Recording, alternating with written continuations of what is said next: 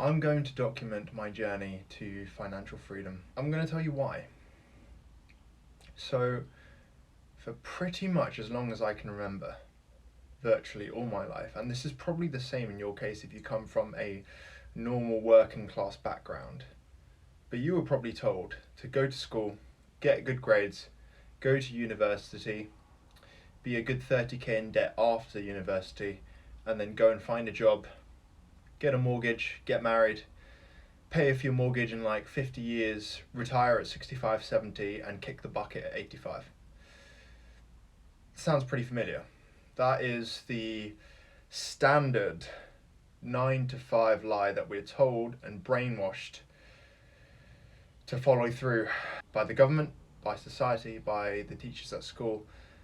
And I remember when I was younger wanting to be an actor. I remember wanting to go against the grain because that's always been me. I've never really fit in anywhere. And I knew that I wasn't meant to just work a regular job. I thought I was meant to do that. My parents encouraged me, strongly encouraged me to, if you're Asian, you will understand law, medicine, or disappointment. Right, so at one point I wanted to study vet med. That didn't work out, which in hindsight I'm really glad it didn't. In the end, I kind of settled for physiotherapy, and I've been a physio for 4 years. And in that time, I've gained valuable skills, valuable communication skills. I'm able to talk to people, whereas before I was quite shy and introverted. Physio has given me the ability to talk to people and build rapport and build goodwill. This is bothering me. So I had this realization recently that working my 9 to 5 for the rest of my life would not provide any sort of freedom.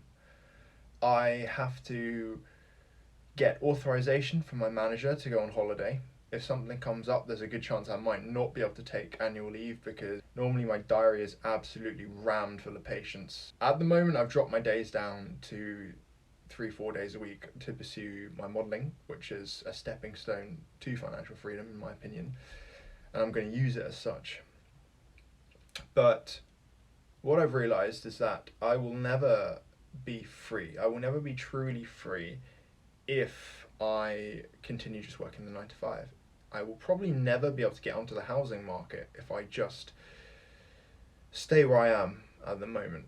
You know, if I accept that this is life, if I accept that this is the best that I can do, then quite frankly, I don't deserve to have the high life. I don't deserve to be financially independent. And so I wanted to make this video to not only encourage you guys, if you guys have a dream, and if you're surrounded by people who are telling you that their dream isn't possible, and when you bring up the fact that you want to be financially independent, retire early, when you want to be working from your laptop somewhere in Spain or in Greece, in a cafe, sipping a oat milk latte, people will laugh at you. People will say that you're crazy. People will say, oh, I've been working for 40 years. This is particularly evident in the older generation, like my parents' generation and older. And they will say, oh, I've been working this many years. We can retire, you know. And they'll say, you can retire and when you're like 50, 60, just like I did. And then live off what you've earned, live off the pension, right? Live off your retirement funds that you've put away over 50, 60 years from chipping away in the slow lane. Now, I've been reading a book called Millionaire Fastlane recently, and it's just been absolutely eye-opening. So I highly recommend you read that if you haven't read it yet. But they'll tell you that you're crazy, and they'll laugh at you, and they'll say that your dreams are absolute bull crap.